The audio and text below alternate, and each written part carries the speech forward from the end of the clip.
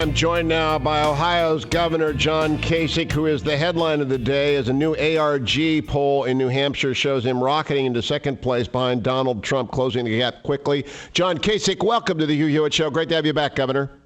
Thank you. Always good. Always good to be with you, Hugh. Now, I said after the last debate that you stayed very disciplined and presented I've got the experience, been there, done that message. Is that what is working in New Hampshire?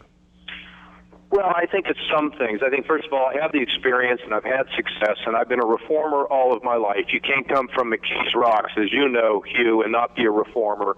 And I have a message that, look, we have a lot of candidates. They're like the Prince of Darkness. I consider myself the Prince of Light and Hope. And I don't spend all my time getting people riled up about how bad everything is. I acknowledge the challenges, but then I say, look, come together. Do Americans first. We can solve these problems, and people are hungry for that. People do not want to live in the lane of depression. They want to believe that in America it can all work, and I think it's what's working. But look, I've been doing this for a long, long time. People weren't paying attention, and we're rising right now. I don't know what tomorrow will bring, but what I'm happy about, you, is that.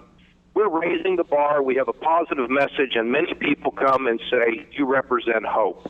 What could be better than that, man? What could be better than that? Not much. Now, Governor, my brother John still lives in Warren, and he said to me the other day that he was surprised that you were not doing better. And I said, well, just wait. I think a lot of Republican voters are voting strategically. They want all the information, and that it's going to stay fluid up until the day people vote. Do you agree with that assessment that the numbers that we currently have are indicative of very little, even though it's only 2 weeks to Iowa?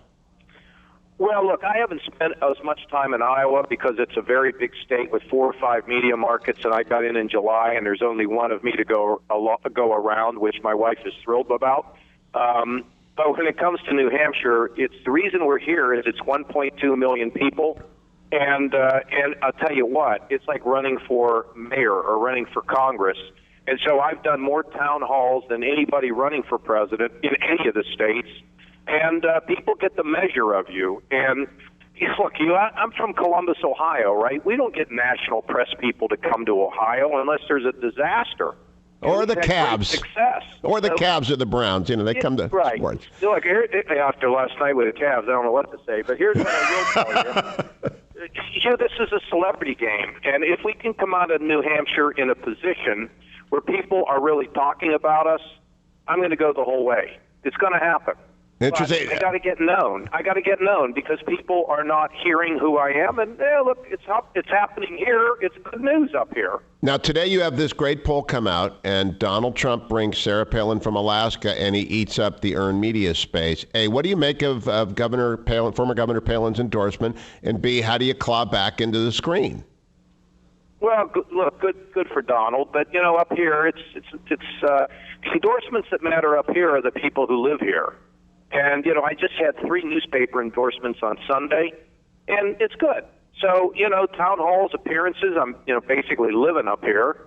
If this works out, just like it did for John McCain, we'll be on a rocket up into space. It's great.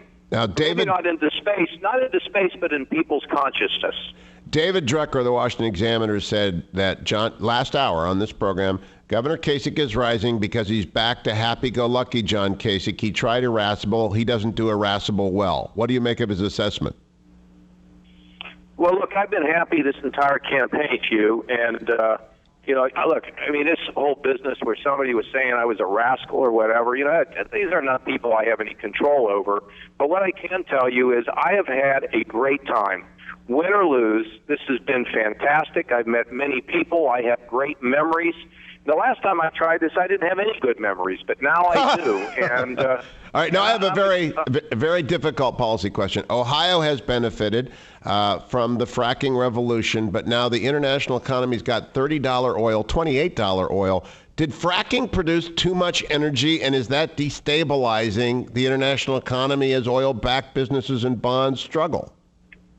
Well, look, first of all, fracking in Ohio has not produced a great number of jobs. I mean, we estimate direct and indirect about 20,000 out of the 385,000 that we've grown. Ohio has become very diversified, but people will still frack. And we believe that the real job growth in Ohio is related to the development of things like plastics and alternative energy. And look, when oil prices go down as much as they can, I'm celebrating. It gives people more spendable money. I think it's a good thing. Now, oil will rebound, but right now you have a glut, and it also reflects the fact that the international economy is not humming. We can get America moving again with a strong economy. It will pull everybody along, and that's what we look for. And by the way, that's what I know I can do. What did you make of the deal with Iran and the fact that we left at least one person behind, or at least unaccounted for? It reminds me of Scott Spiker, the pilot who vanished into Iraq in 1991 and whose remains weren't found until 2009. What did you make of this Iran swap that left the former FBI guy behind? Makes you sick to your stomach. This whole Iran deal makes me sick to my stomach. You're now going to give them $100 billion to spread problems throughout the Middle East.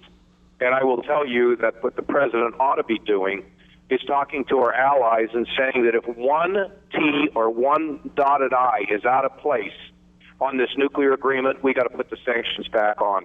This is a terrible, terrible development. Look, I'm glad for the people who got out, but who got out? A reporter that did nothing wrong and a pastor. A pastor. What the hell did they arrest him for? That leverage. At the end of the day, this is a sad chapter in the foreign policy history of the United States. Last question, Governor Kasich. Today, the United States Supreme Court accepted certiorari on the executive order concerning immigration, and they asked the parties, I've never actually seen this in my 20 years of teaching con law, to brief the take care that the laws are faithfully executed clause. What message is the court sending to President Obama and to presidential candidates by that action?